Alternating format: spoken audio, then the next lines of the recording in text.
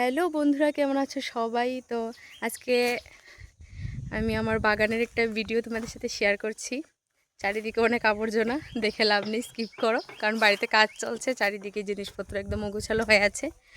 আর যেহেতু আমাদের এখানে ফ্লাড হয়, মানে বন্যা, তার জন্য আমরা মাটিতে গাছ কমই লাগাই।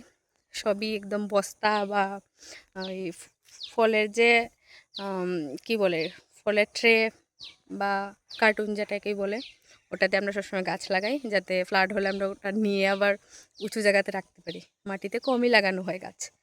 তো এবার এমনিতেও আমরা বাড়িতে ছিলাম না, তার জন্য অনেক কম গাছ লাগানো হয়েছে। এগুলো সব জায়গায় একদম গাছ থাকতো, আলু বা শস্য যে কোনো কিছু একটা লাগানো হতো, কিন্তু এবার নেই, সামান্য কিছু আছে আর ফুল গাছ আছে। তো আজকের এই লং ভিডিওতে তোমাদের সাথে শেয়ার করছি। আসলে অনেক দিন বাড়িতে ছিলাম না, 5-6 দিন মতন বাড়িতে ছিলাম না। গাছগুলো একদম অনাথ হয়ে গেছিলো, তার জন্য একটু দেখতে বিচ্ছিরি হয়ে গেছিলো।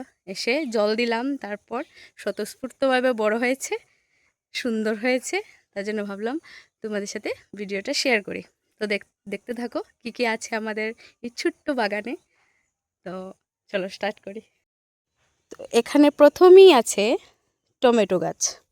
এই যে এখানে এগুলো সবগুলোই হচ্ছে টমেটো গাছ। দেশি টমেটো খেতে টক টক, মিষ্টি মিষ্টি, খেতে খুবই ভালো লাগে। এই যেগুলো সব টমেটো গাছ। আর এই যে টমেটো হয়েছে, দাঁড়াও দেখাচ্ছি।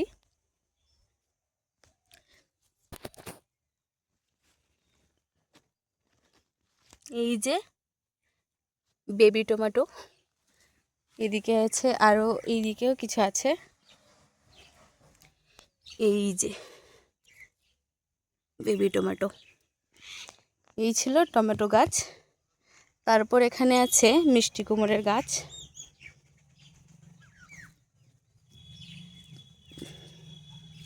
পাতাগুলো কত সুন্দর হয় প্রত্যেক বছরই, কিন্তু মিষ্টি কুমড় আর হয় না। কেন হয় না তা জানা নেই, একটু বড় হয় তারপরেই মরে যায়। এই যে এগুলো একদম মরে গেছে পাতাগুলো, বয়স্ক হয়েছে পাতা, আর জলও পড়েনি কয়দিন, হলুদ হয়ে গেছে একদম। এখানে একটা মিষ্টি কুমড় আছে, দেখাচ্ছি।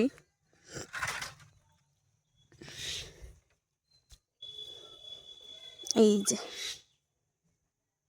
এটা দেখো, বড় হওয়ার আগে এটা কেমন একটা হয়ে যায়, হলুদ হলুদ কালার। আর কি একটা পোকা বা সামথিং কিছু একটা খায়, যার জন্য একদম বড় হওয়ার আগেই মরে যায়। অনেক ফুল হয় গাছে, ফুলগুলো বড়া করে খাই, কিন্তু ফল হয় না। কারো যদি কোনো উপায় জানা থাকে অবশ্যই শেয়ার করো। এই ডালটার নিচে ফেলানো ছিল একদম, এখন এসে এটা একদম তুলে দিলাম গয়াম গাছের সাহায্যে। এটা একটু উপর দিকে উঠে এই যে মাচাতে উঠে যাবে। আমরা এটাকে মাচাই বলি, কেউ চাঙ্গারিও বলে। এই যে এটাতে উঠে যাবে, সুন্দর হবে, ডুগা খেতেও ভালো লাগে।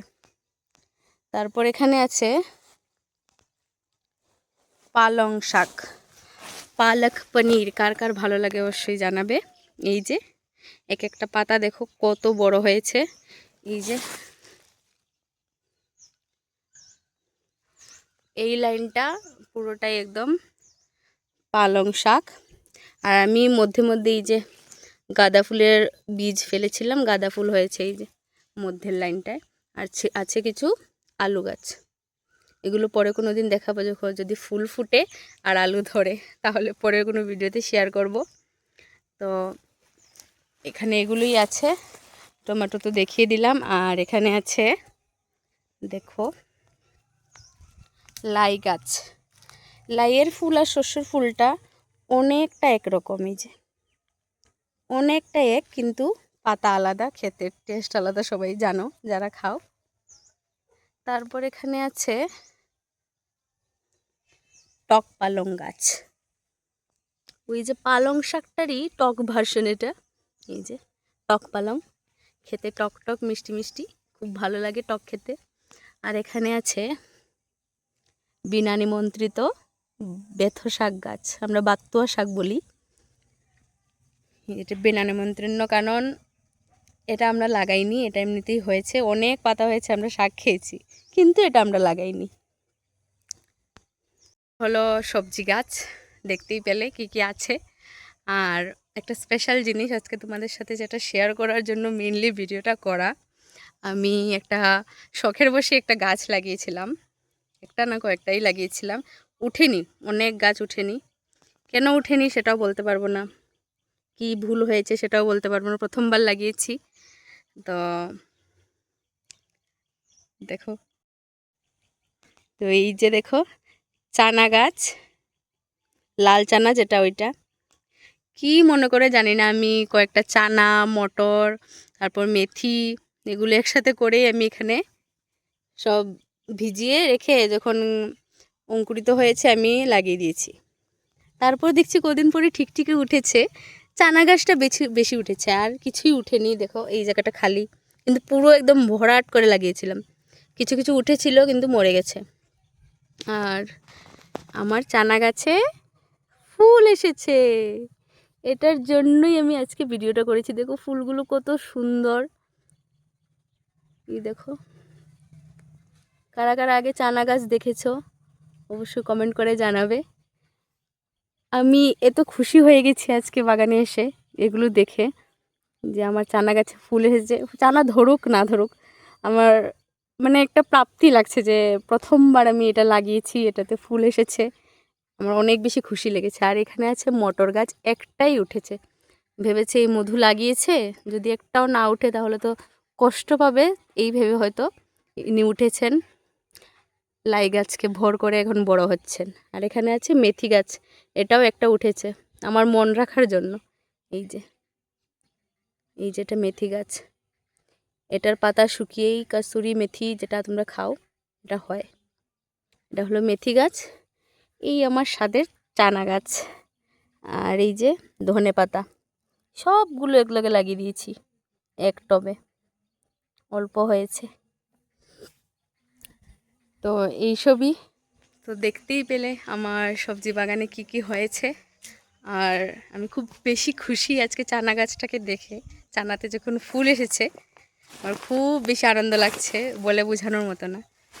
আর তারপর এখানে আরেকটা গাছ আছে, শিম গাছ, প্রত্যেকবারই অনেক শিম হয়, এবার গরুতে খেয়ে নিয়েছিল গাছ, তারপর অনেক পরে আমাদের কষ্ট না দেওয়ার জন্য কয়েকটা শিম হয়েছে। এই যে এখানে সিম, এটা একটু অন্যরকম কালার। তারপর সিম হয়েছে ঠিকই, কার আক্রমণ জানি না, এটা কোন পোকার আক্রমণ। এই যে দাঁড়াও,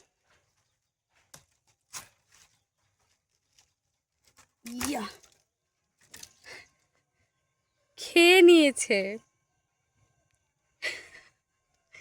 বীজগুলো খেয়ে নিয়েছে শুধু। এই দেখো সিমটা পুরো রয়ে গেছে, এই যে বীজ খেয়ে নিয়েছে ভিতর থেকে। এটা কে খেলি রে ভাই, কটা তো খাবে না, কিছু পোকাই হবে। আর তো বেশি সিম নেই, এটা রেখেও কি করব, এখানে দিয়ে দিই, সার হবে। এই আঠা আঠারি, এখানে কিছু সিম আছে, সিম গাছে এবার সিম বেশি নেই, তাও দেখালাম। তো আজকের ব্লগটা তোমাদের কেমন লাগলো অবশ্যই জানাবে, আর ভালো লাগলে একটা লাইক কমেন্ট আর আমার চ্যানেলকে সাবস্ক্রাইব করে দেবে। আর ফেসবুকে যারা আছে অবশ্যই একটা ফলো করে দেবে আমাকে, যদি ভালো লাগে, আমি জোর করব না কাউকে। আর আশীর্বাদ করবে যাতে আমার এই সুন্দর বাগানটা যাতে সবসময় এভাবেই সুন্দর থাকে, যদিও এখন সুন্দর নেই, আরও সুন্দর থাকার জন্য বলছি।